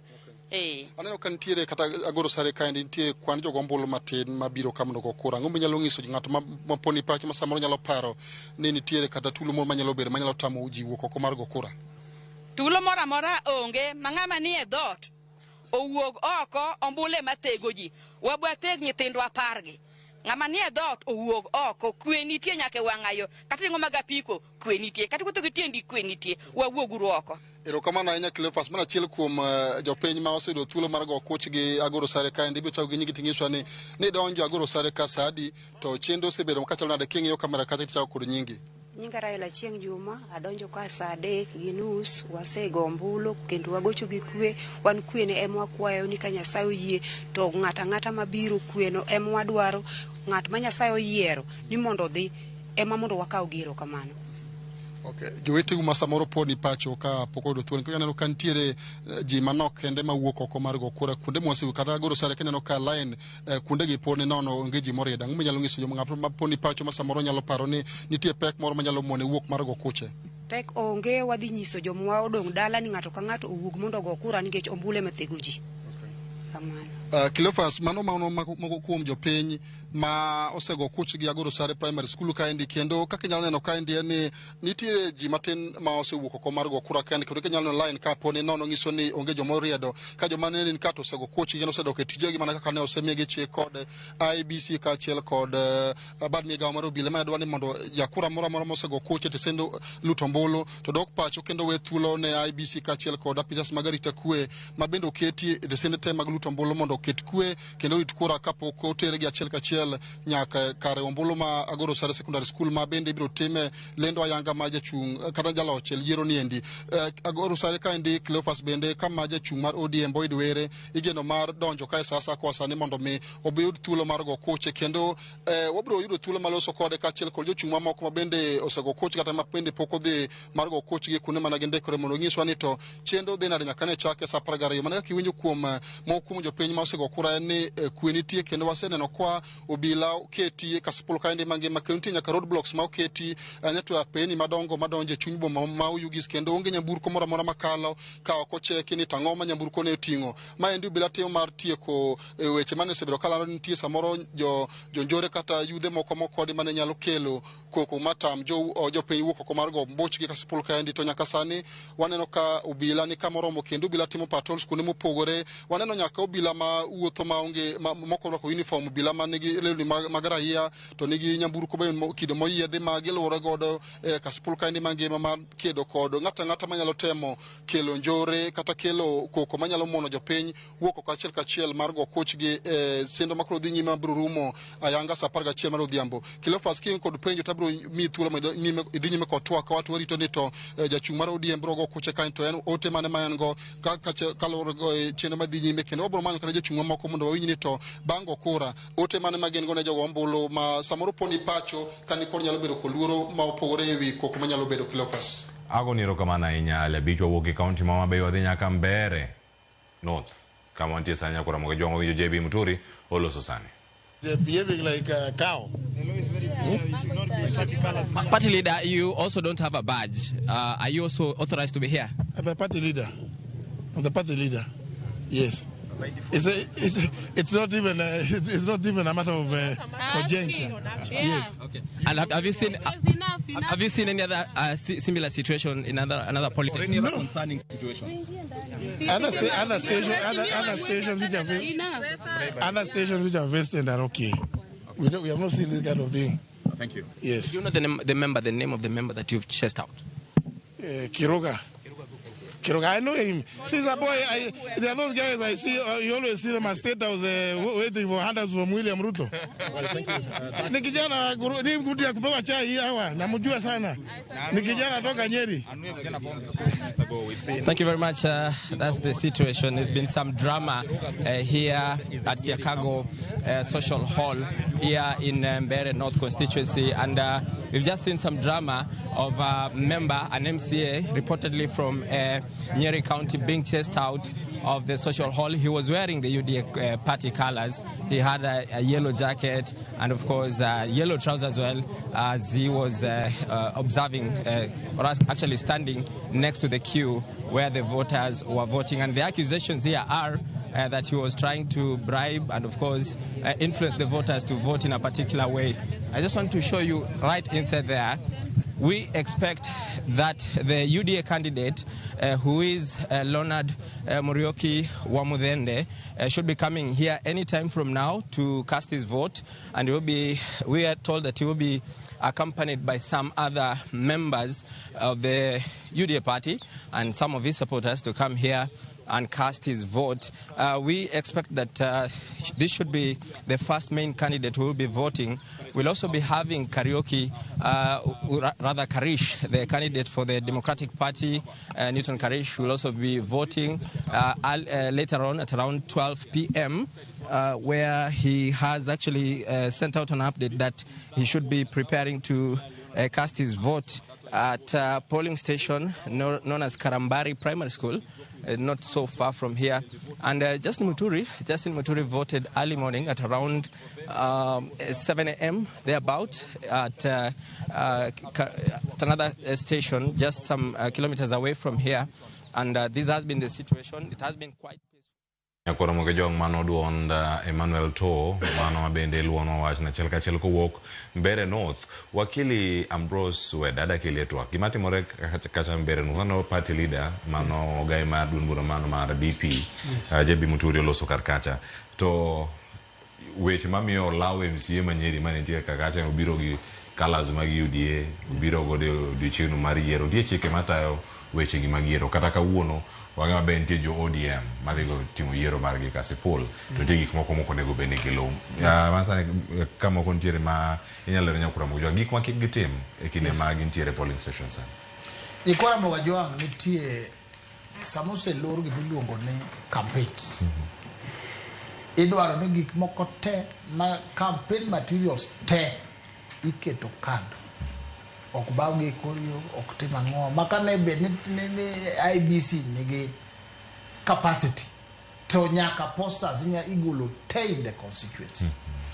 So kiero ng'ati miere to kuru chiengo ombulu ok en irwako t-shirt mare ok en ang'o en idhi tigoni ombulu ok irwak party colors ok irwak mora ok gine kipo ni in party leader tibedo gi badge momi kaka observer. Makenda I expect no sipna ka my good friend Justin Muturi achiel kuom jomone gubeni mbele e luwo chike go ma en kaka party leader no nego bed ni joge oseomone gik midwaro mag observer magango ma sama koro donje polling station torwako to the state kendo chik bido yiene gi organization ni dhi to kibudhi idhi tiyaw ni tigo ombulu nikech inyalo bet Mikel Kumusho. Koro mage makao tim to chako chochi ano yiero no kote mrema bero ma kiango neno kaka joma bende ni malava wa uketho mwandu kaka neno moketho cha. En gima wrong kabisa. Usiepna kendo ja klasa Eugene Wamalo bende as a leader nitie exaggerations moko nitie miriambo moko make wacho to ketho integrity. Al ombulu sane kako pangi ballot papers Mikele polling station dwaro mumnage the number of registered voters. To every polling station do very few manigi ji moinga alfachia. Kuro kaingi 10,000 votes with the staff community rugie maungi. Mondi de unge ballot bibiro gote medo. Omiyo mago gin miriambo maketho faith electoral process jalo miyo ji nyalo gore. Moko kuwijo ka jatelo loso to pomna ne okara joge kwalo gi to kara gima kana to jigore ne wagore ka 2007 okodwa no wagore kendo joma ketho matok jo wadgi bila ka aye to jo siasa bende ka crusade panyako kane oko usome tiraila to dio dwar kala tese moko manonde koso a leader nyaki bed gi youth magi ma kama intie nyalo go mitoka ni moro kamioge to ni mi beto gi goi mano ni ano prepare ni nyaki bed gi ami mari mana wacho kenda no ami mari ma jiunge ni macha te ngane kalo unge gi ngato go wacho to ke bai gi kidi tinyalo neno gima ne pundo neno lasi kwa bede ne wambe ne do UDA beat me again panyako beat apana there must be gonna baba no pujo wane kata kanu duari magiriti inoko masirikal police biyo garadi to inti bake donjo to pinyole leaders onego bed kamano ema kelo luoro koriko no we watu wabiro gore kiwanto kama jotelo bede to wege gi njoka ngaro wadwa ngero Kenya my election and peaceful kendo and transparent kendo jitieko to mosore kineno kage moro chwanji to jirabe court kanga to riek mokwali too bad for you ngano ndeko mile mabona gesa milo ondeko ne rigo birigt en mondeko kanye mi jumbe koro eno nyalo loso class lecture ji kaka hitimore gi kaka gine but violence onego bed maonge kendo miriambo bendo mifungo belano bendo belano maonge jo leaders kaka Justin Muturi siepa gin bende kidi Luchike. Gaba baja komra la mulu mwenyewe. Na okine kadify gigo. Because they talk about mbulu chat to walk of it. Mheshimiwa Ruto kamano. Kibaki kamano. The example majoga kopo ketumanga. Gise declare defeat. No one kwalwa wadiyombo kya ngango ane wase yombo. Ok and right mondo. Which go work IBC mo ango ni benyen. Kwa ketho nyinge sani. Manyinge wore. To they lose confidence 2027 jinyalo chako gore kata ka wacho mbulu buku jamre kamano nyaka wakon gi gero kendo mano bende Dinah kama bire kapo biro ira Ondiek IBC mate margi yiero margi madundo mokwongo arani gibede pis kota le kodera sasa ta kon majako margi mine litmus test mage yudo ka to chalo ka gi magi donjo ka gwenge moko ntiere liet gisegolo kok gi kuone moko poko winyi gie kano idhi winyi kata kilanda duoko kuone mopogore orange yo machal nade IBC to ma litmus test ma e barometer ma ji oketo ng'iyo gigo kendo ketne gi angoch tiang' ni gibro behave in the right way kendo gibro timo gigo monego gitim ni en miyo ji a free and fair and credible election kendo results to kendo kaka wakili wachono ka wachako siemo IBC sani to 2027 jok mineno ka badhore ma iwinjo ko wacho ni misbehave nikech ka in jatelo dhigo kura maber ka itiwuogi e yo moro maber to sani waneno joma dwaro shortcuts gi gine gi theatrics onge kaka inyalo dhigo kura ni ka ito ywak go kura ka itichako ywak. Why? Just behave normally. Don't seek sympathy gi gik moko manyalo miyo ji bedo gi mirima ka ito hinyore. Omiyo sani IBC nyaka ti matek ni ka gini orumo to onge alama mora ma bro mako gi ni ji wacho ni okwapar ni machano dhi maber nikech sani en IBC manyien to 2027 be ok dhi bedo elections moro mayot odhi bedo matek nikech inena kaka sani weche en propaganda be ng'eny adwa ni anuo ni propaganda ng'eny to nyaka wang'e kaka watiyo gi mbui nyaka wang'e gik ma washare ka en adier kata ok en adier to gima lit ni propaganda ni nyaka jotelo be time jotelo be nitie gik miyore mbui maricho to ineno ka onge jatelo machung' mawach ni ma okan koro ing'e ni oganda ka oni mano e kaka to samoro en miriambo to mano miyo ji bedo gi mirima gi ich wang' kendo koko bedo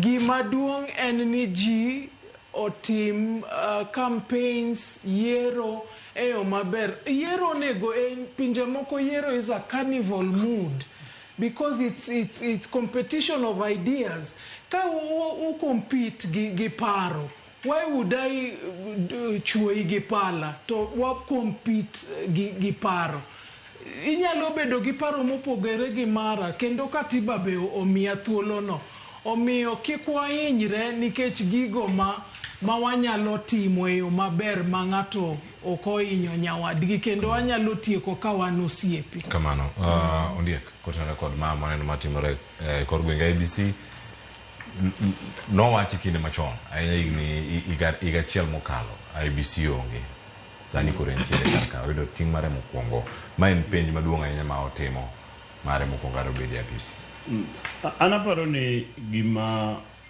onego wafocus ahinya on ni to bang' ka wasebedo gi delays yiero mag matindo manyo wan gogi kaka Malava gi ni gibudho kapok gibedo gi mbunge tie constituency mano lose mbunge chon sana and gibudho ka giyudo koro osegika time ma wayudo the commission manyalo run the elections gimang'eyo ni kiwuok outside aparo ni kiwuok outside zone wa kora dhi Malava kama iwacho no nitie a lot of intimidation while one gi support for government and broad-based government and how it is operating aparo ni intimidation bende odwa bed applied so much nikech kata the speed mani neno IBC yotimo godo judgment in Kasipul case Majaja was so guided and King knew the gik mane osebedo katimore Malava and there's a lot of silence in that place nikech the truth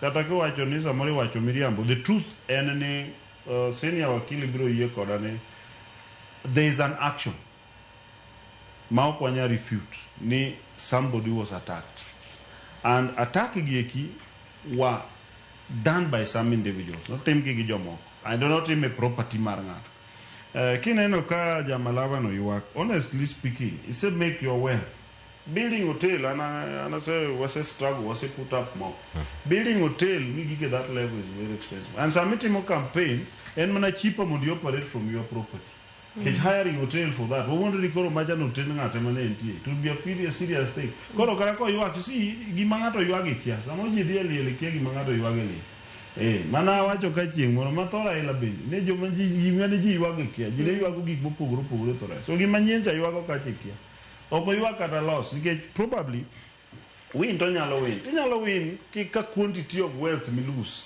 kata they win that election will not be commensurate to the win miyudum so that thing is a very serious thing manyako wa winjire ni that was good frustrations and intimidation to neng'eny sana to nikech gini the up to the last day the truth and ni king'iyo Malava en gi small challenge niya ng'ama nyocha otho nyocha ja ANC to two top runners ok gin jo ANC nikech the top runner en Seth Panyako ma en ja DAP Kenya the second top runner ma en David Ndakwa en ja UDA talking here the race manobedo between Ndenji Malulu Ndenji to gi Panyako manu Ndenji no yombo Panyako gi Kularo Fario Kent to seche kandene en member of the government the UDA party mano end up more the win the second party was ODM in that main election generally but you don't in that Malava Seth was number 2 with ANC with UDA that time koni nano gini and very funny ni ngamaneja UDA koro en touch bearer mar a different party maybe this party mi wacho ni small b nigi local support then UDA do maintain but even that time they lost that election but gidwaro recapture to koro yone Musalia Mudavadi main party leader mar ANC is now coming to support JUDA yeah so you find UDA koro you find ni koro o change amana mo samoro jomoka peja gari bada ine ne inka to inka change the jewelry everywhere you change the code you change ma ngamo change wacho gari ngamo fu so mano emadwa badadwa wacho ni gima be notimore marach manyalo miyo Panyako bende bedo ware nikech ka police ogone sim police ok bi up to somewhere when the police have not gone there on such a serious scene of crime police spoke they can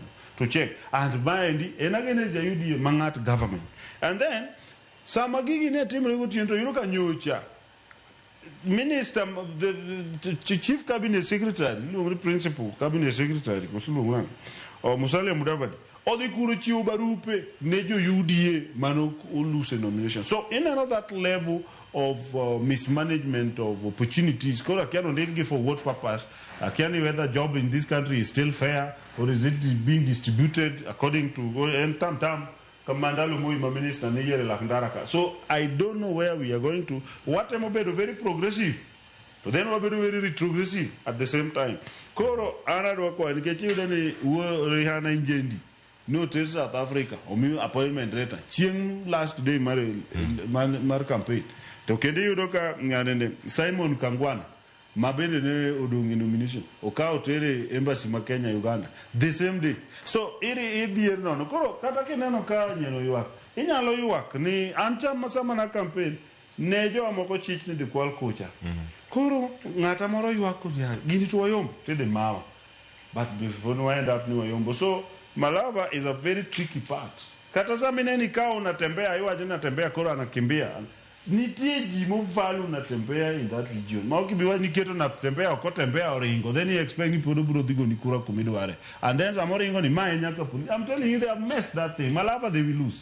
Oh, UDA will lose. Matter, I can tell you. And we can bet on that. 5,000. I can bet. They will lose this. This UDA win that Malava.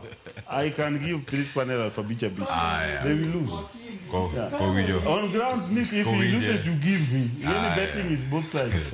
You accept the bet. Go punda sasa jalo Yierembi. The spirit of betting in Jesus' name. It's a sin to bet. Cancels work. May the best man or woman win. Obey the boy, obey the uncle, obey the man dollar man or the whatever.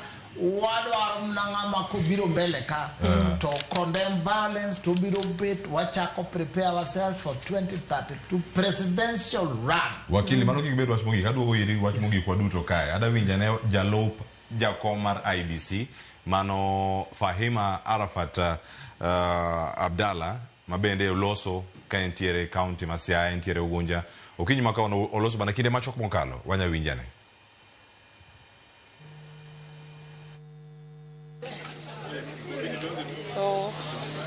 Kwa majina naitwa Fahima Arafat Abdallah, the Vice Chair IBC, na leo nikiwa hapa sehemu ya Ugunja constituency.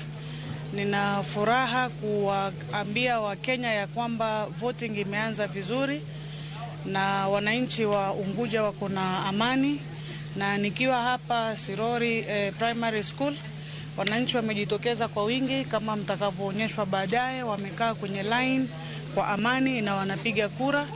Vile vile tumeweza kupitia voting polling stations zingine, na pia ningeomba nitoe wito kwa specific watu wa Ugunja Primary. Wale watu wa Ugunja Primary mpaka sasa naona voter turnout iko chini kidogo, lakini nataka niwaambie ya kwamba kama tumehakikisha maandalizi yako sawa na usalama uko sawa, na tuko na maofisa wawili kwa kila kituo na amani iko sawa. Kwa hivyo specifically watu wa Ugunja Primary mpaka sasa naona ni takriban watu kidogo tu wamejitokezea, lakini naomba ya kwamba mutoke. Na pia ningependa kuwaita especially the youth, wale ambao ni registered voters, wakuje wapige kura, na wananchi wote wa Kenya. Tumeandalia hili zoezi kuhakikisha ya kwamba uchaguzi utaendelea. Kwa hivyo upande wetu sisi tuna furaha ya kwamba kuona kila kitu iko sawa, na tunawaomba kama tume ya kwamba tuendeleze kudumisha amani na mkuje nje kwa wingi kupiga kura siku hii ya leo. Labda kutokupo kwa idadi kubwa ya wapigaji kura ni concern kwa IBC katika eneo hili. Sisi kama IBC ni furaha yetu ya kwamba kila watu wakitoka kupiga kura ni vizuri, kwa sababu ya kwanza tunajua ya kwamba ukipiga kura ni haki yako na ndio unahakikisha ya kwamba umemchagua yule kiongozi unayemtaka. Pili ni kwamba hizi ni pesa za taxpayers. Tumearrange hili zoezi, na kwa hivyo ingekuwa vyema kusiwe na voter apathy. Watu watoke na wapige kura. Ndio itakuwa ni the best thing to do kama wananchi, kwa sababu sote tunafahamu ya kwamba uandalizi huu haukufanywa tu hivi. Kwa hivyo itakuwa ni si raha tukiona pengine maandalizi yamefanywa na pengine voters ni kidogo, lakini bado ni mapema, ni saa 3. Nina imani ya kwamba watu watatoka, isipokuwa vile nimepata fursa kusimama hapa nikiongea katika mitandao, ndio nikasema afadhali nijulishe watu hususan Ugunja Primary kwamba mujitokeze tupige kura kwa wingi. Yes. Asanteni sana. Mkuwe na siku njema. Nyakura moja ngodo matinda ambao wachoni siku njema nawe pia siku njema. Kata kama no se wacha karakacha kama ntiere weche mali ya kurema woke counties mopogore warito kanyamara mondo mewayudgi eyo makare kotore kod Yiero mano ma Kasipul angeni adawene Joyce Orur thuolo adongi dakika achiel ka tatieko ka nitiere mbere bende nitiere achiedh nade moro mapo nitiere kar kanyo ni irita ng'o jok mantie kanyo ka giloso.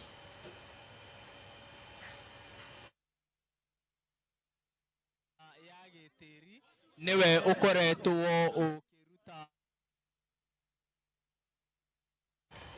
mano koko moro matin onyabedo matin kata maduong' kanyo irito ni Wamutende dibedo ka chopo kanyo mar mondo mien boluto mbulu mare mano jachung' gi duond bura mano mara UDA jatend duond bura mano mar DP Justin Muturi osiepo wakili Ambrose Weda ero emoshika doria wacho ni kama intiere kar kanyo kama gintiere wakili bende ma ja klasi ming'iyo ga neno koso siasa miyo waneno picha mopogore mag jimachielo JV JV is much older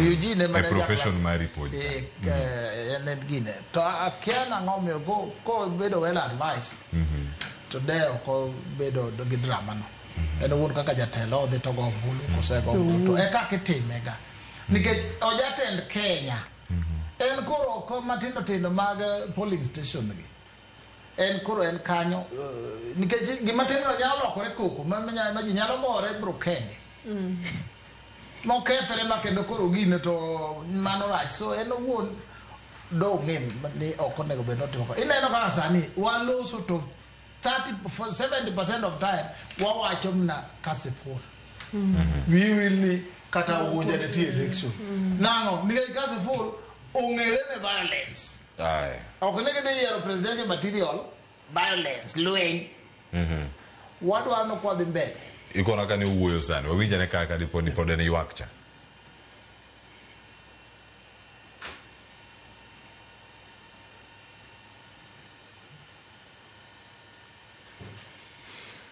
Yes. That's what we are saying. Don't allow any form of partisanship to happen here. Yeah? Sio tumeelewana?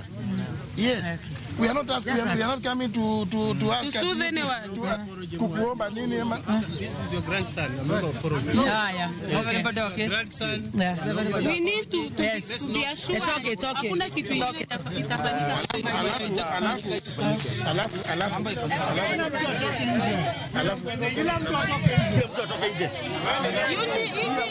nyamaza wewe, nyamaza usipange. Unajuana, nyamaza wewe. Nyamaza usipange watu wa mbele bana. Wewe ndio utatoka, usipange watu, tumejuana. Unajuana, usipange mheshimiwa kwake bana. Usipange nani mheshimiwa kwake bana. Nyamaza, enda Nairobi, nyamaza. Enda Nairobi upange watu bana. Usipange na Nairobi mheshimiwa na kupanga kama huku ni kwako. Hapana, unyamaze usipange watu. Uende usupervise watu wako wa UDA lakini si JV. Uende usupervise watu wako wa UDA lakini si. Kwani azunguka vitu zote anafanya vitu zote. Na wewe anafanya vitu zote lakini ambia huyu kijana hata mambo hiyo yake anataka kutetea hapa. Bana. Whatever is there, it cannot be done. Tunasema ongelesha huyu kijana asikuja kupanga watu. Michael Jega kiu nikio gishanjama kiria kirathie na mbere haha. Aya nyakura gujwa ngomano George Maina ni kanyo lo inoro TV kendo otemo mana lowe ni to chalnadi wijo kanyo giwache gimake aching kata kionge chuny ibeta piny titero lemo mano mar wichiot irango mana kamiringi dhi chope mano weche matimore Mbeere North githoth nyaka magintiere kar ka ng'eni Joyce Oduoro nego donj kar ka sani tada miyo mana thuolo wenda mar mondo mi benda tiyo kodo kar ka daiko sekala dek tok sangwen mar okinyi makawuono ang'eni oikore kae maber mar bedo ka kod welo mamoko ka Joyce Oduoro dhi bedo kae kod Daniel Juma mano director mano mar Global Peace Foundation Africa mangima ka Sheila Olang jalonye weche mag dongruok kod mano mar uchumi kaachiel koda ka Tabitha Nyandiek majanon siasa kaachiel koda ka Oscar Omondi mabedo sudonje studio kar kaachiel mar mondo mi wachiw thuolo mar mondo mi wasudi ok wadhi thuolo mar loso kendo nyaka ng'wa duok wang'eni mjumbe makasipul manyien en ng'a to mamoko bende gin mage mana samo antiere kar kae nitie machielo ka ma iwacho wach moro jonwa ka mang'wa komente ka watieko en ni jaod bura ma Homa Bay Town Peter Kaluma kaachiel koda ka bodyguard mare oyudore ka matek kendo kanyo giyudo hinyruok mano ka gintiere Agoro Sare Primary School bodyguard mare bende oyudo ka pistol mare bende omae mano wach mantiere kar ka ma bende alabich ang'eni kang'o yao kamera mare kanyo Joyce Oduoro nyabedo kode kaachiel kilo konwa mana achiel kiwacho ni mano Homa Bay Town MP Kaluma kaachiel koda ka bodyguard mare oyudo iwacho ni mano hinyruok kata attack moro timore kanyo mano ka gintiere skul mar Agoro Sare kama ne gintiere kata primary school bodyguard mare bende pistol obedo snatch en ng'awo snatche mano jo Kasipul kanye kama ntiere mane njadu buta ma Homa Bay town ang'enda da chako gi Ondiek imiya wach mari mogik ka wantiere kar ka kwatieko geno ang'ena waselero kocha mogik mane boda ikachiel waduto watieki. Anaparo ni ka watieko to adwa ka thuolo makende mondo kwa hawi maber ni jogo duto te ma ochiwo dwaro margi mar telo e kom opogore opogore yiero madundo madhi mbele kamoro amora and kaka ja Homa Bay kendo kaka ng'amo believe ni jo Kasipul bende nigi ratiro margi mar yudo jatelo no magidwaro aka thuolo makende mondo ka kwa hawi maber ni jogo duto te mochunge Kasipul e kom mar member mar parliament but gima adwa kwayo en ni ballot ema idhi kendo gidhi gine gima gidwaro kuom jogo eko mochung. Gima duong' en ni kaka oganda nyaka wang'e ni to ere kaka wadwa chorre mbele koa kawuono nikech yiero to en gima timore kawuono kende en gima muma ema nomiyo kaka nachako wacho cha kineno gima koro timore kere aneno kaka ero mar Kaluma basome ka endi aneno kor nago ka line moro ka en ni aparo ni from details man go ka mibyang no yudi aparo ni en mana suspicion ni ka gidonjo to ng'ato paro ni maybe gidwa interfere gi gimoro because adieri Kaluma no neno ka campaign strongly ne ODM candidate so ena jitari ma jitari and aparo ni dione go bedni ni thuolo kura en siri sani onge ng'ama dhi polling station to lando na gocho ne ng'ane kata dhi gocho ne ng'ane but gima ng'eyo ni at the end jatelo iwacho ni Nyasaye ema miyowa to bende ibiro yudo ni wan wawegi ka wadhengore to ok wabiyudo jatelo ma Nyasaye dwa miyowa. Erokamano ahinya. Dinah, Agai, wach mari mogik ka watieko. An anyalo wacho ni kwe ber budho. Kura miyi duol. Kose miyi duol to kise keto mbulu ni dwaro ng'ato. Kose yiere to koro otinu maber. Mano e gima wadwaro. Ok wadwar ni kura ni kise keto ni ilute ombulu to koro kendo kelo masira gi tho e oganda. Adwa kendo wacho ni broad based yie amedo wacho ni broad based yie mabro konyowa ayie gi wakili ni nyaka wabed motegno i broad based no eka koro wakony ker William Ruto. Adwa kendo wacho ndalo ma apagauchiel ma wan go ilongo ni 16 days of activism manochakore tarik 25 against gender violence gigigo maricho matimore oganda. Akwayo ni mondo endalogo watem puonjore kendo watem lokore e kaka wa do our business in terms of engaging with each other. To finally ado wacho kendo ka refer to 16 days of activism ni mine ok gin jomoero koko, mine gin jomoero kelo peace. Kisumu ne waneno mama mogoyo nyawadgi, moinyo nyawadgi nikech weche telogi.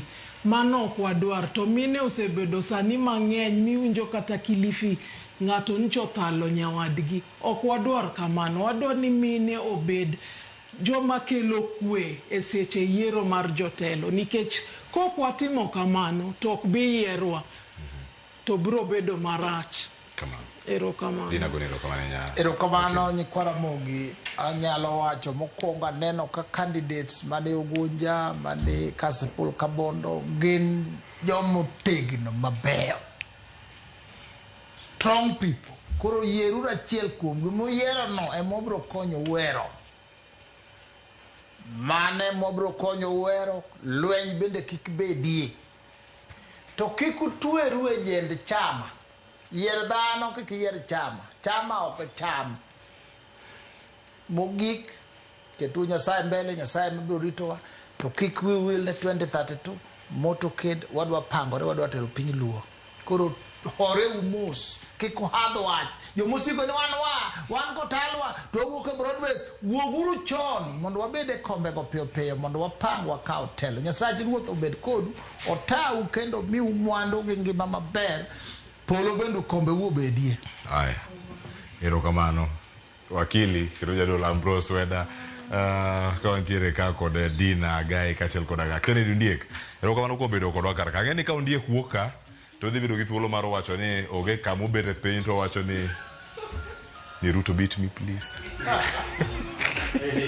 Mana kama ni wache michope kode erokamano ahinya kuom Ramogi jagimdo thuolo mar bedo kodwa okinyi mano wachak chenro nyaka sani wago ni erokamano wachake ka saa 12 wachopo saa 4 ka giwiye okal dakika 10 ami thuolo mar mondo mi wakawe en mana yweyo machuok kaeto bang'e Joyce Duor donjo kae kod Twak mano mar nono kendo yiero ni madundo matimore kod gwenge mopogore opogore koni welo ma intiere godo donje mbui maro mar Facebook mar Ramogi TV inegi kacha yawuot luo kod nyi luo ma wigi otimo jere nyika Cleophas Luoch jagisumo kanya kwar mokeo nyaka sango oriti masane waradi chieng' wuok tich ka waseng'e mheshimiwa mari nien ng'a oriti